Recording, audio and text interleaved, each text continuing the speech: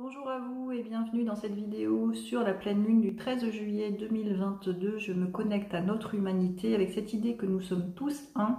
Donc les messages que je reçois sont valables pour l'humanité puisque c'est comme ça que je le demande. Après, chaque un est différent et chaque un reçoit les énergies à sa manière, avec sa sensibilité, avec ce qu'il a acheminé, etc. Donc là, tel que je vois les énergies arriver sur la Terre, ça dépote, quoi. C'est vraiment hyper puissant, ça dézingue, je dirais. En fait, ça va directement chercher la personne dans son authenticité et ça déshabille, en fait, hein, comme un vent violent. Hein, ça déshabille les masques, les identités, pour révéler les dons, révéler le troisième œil, révéler, voilà, et ouvrir, en fait, hein, tous les sens.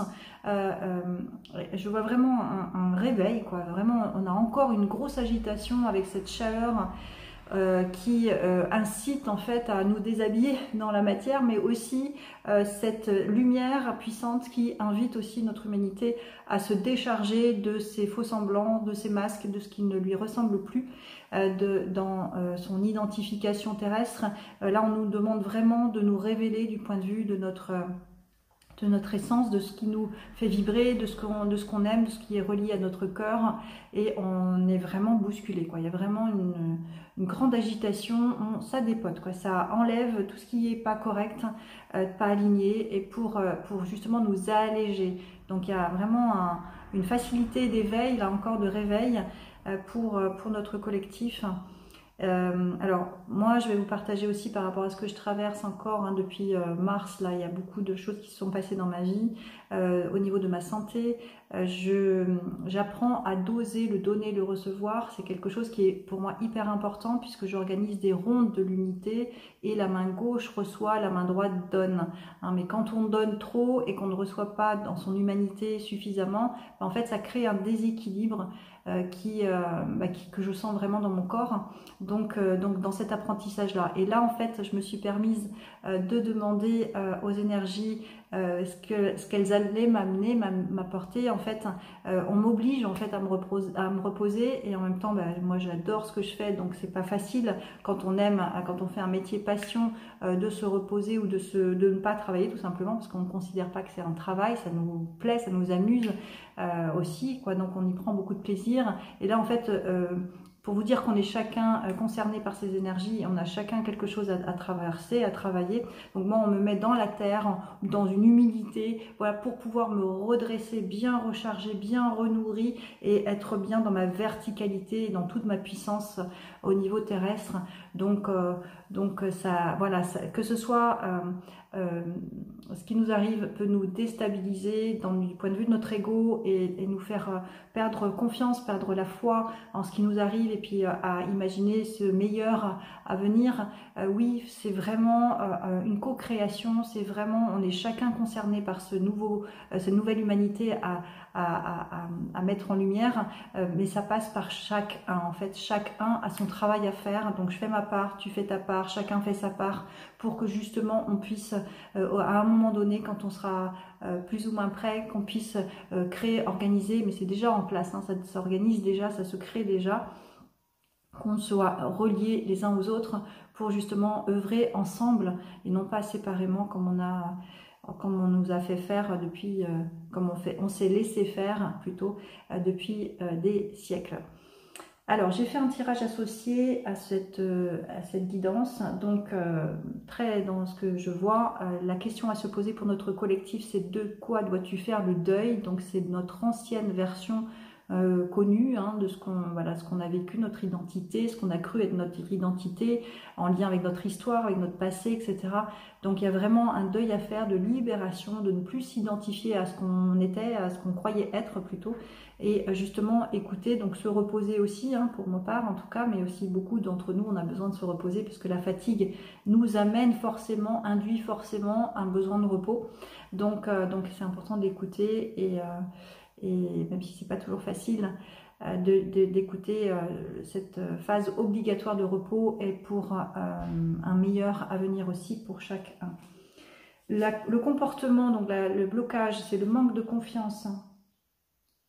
Donc le manque de confiance en la vie, le manque de confiance en ce qui va advenir, le manque de reliance aussi avec les énergies subtiles, le manque de confiance en que tout a un sens, le manque de confiance en soi, bien sûr, quand on s'identifie à notre petite humanité, comme je dis, je rassure, on n'a tous pas confiance en soi. Par contre, quand on se réfère à notre soi supérieur, on peut avoir complètement confiance en ce soi supérieur qui connaît les réponses, qui est relié à la source, qui nous guide donc en écoutant nos intuitions, nos canaux réceptifs.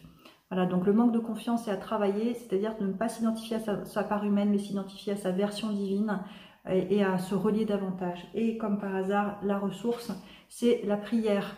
Hein, donc demander, poser des intentions, demander d'être guidé. Alors, on ne parle pas de religion là, hein, on est vraiment on peut faire des prières, les créer soi-même, on peut simplement voilà, se relier à la source, à la nature. Hein, Dieu est partout, nous sommes Dieu aussi. Donc c'est vraiment se recueillir en fait et aller reconnaître en fait dans notre cœur nos besoins, combler nos besoins, être en reliance avec le tout aussi, qu'on est accompagné, qu'on est forcément bien accompagné en plus.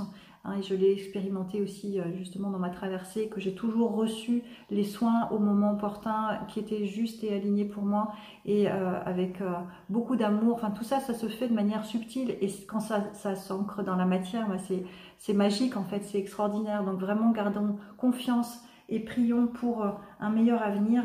Et quand on a des doutes, et bien justement se relier à la prière. Hein, hier, j'étais pas dans un état très agréable, enfin pas comme j'aime, obligée de me reposer. Et en fait, à un moment donné, quand on pense trop, on va forcément se mettre dans une version énergétique basse. On va vers ça en tout cas. Et là, c'est vraiment important de couper en faisant une action qui va nous faire du bien. Couper le mental et reprendre son pouvoir sur le mental.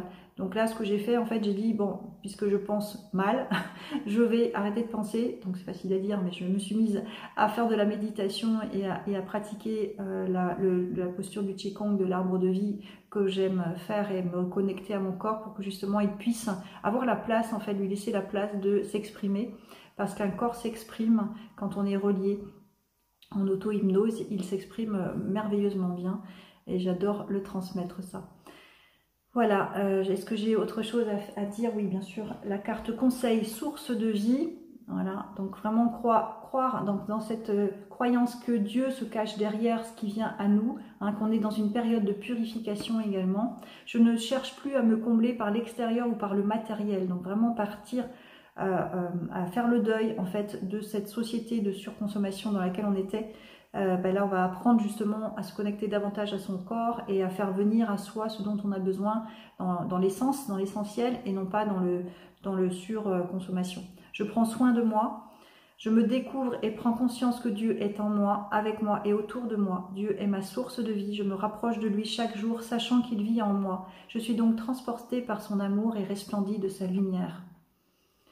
Voilà, donc un bon conseil qui est aligné à la vision également. Je demande à nouveau, y a-t-il un message pour finir, un message pour notre collectif dans cette pleine lune du 13 juillet 2022, très chaude. Alors on me montre en fait des mains qui se relient à la terre, hein, la terre est très très chaude, et d'aller en fait en profondeur de la terre chercher des ressources qui sont vitales en fait, des énergies au niveau consommation alimentaire, des choses qui vont aller, qui seront emplies d'humidité, donc au niveau consommation alimentaire, justement beaucoup plus de fruits, beaucoup plus de légumes juteux, ce qu'on me montre, mais aussi des minéraux, des vitamines, voilà, des choses que la terre a naturellement, et d'aller chercher ça pour se renforcer, pour se régénérer, c'est un bon conseil, voilà, pour que, en fait, équilibrer cette forte chaleur, ça nous oblige en fait à aller chercher dans l'énergie terrestre, l'énergie yin, ce froid en fait, ou ce rafraîchissement, cette fraîcheur qui va nous permettre de restaurer cet équilibre-là en soi. Voilà. Voilà pour cette pleine lune, je vous la souhaite bien agréable, au frais si possible, et avec le cœur bien chaud, bien à vous.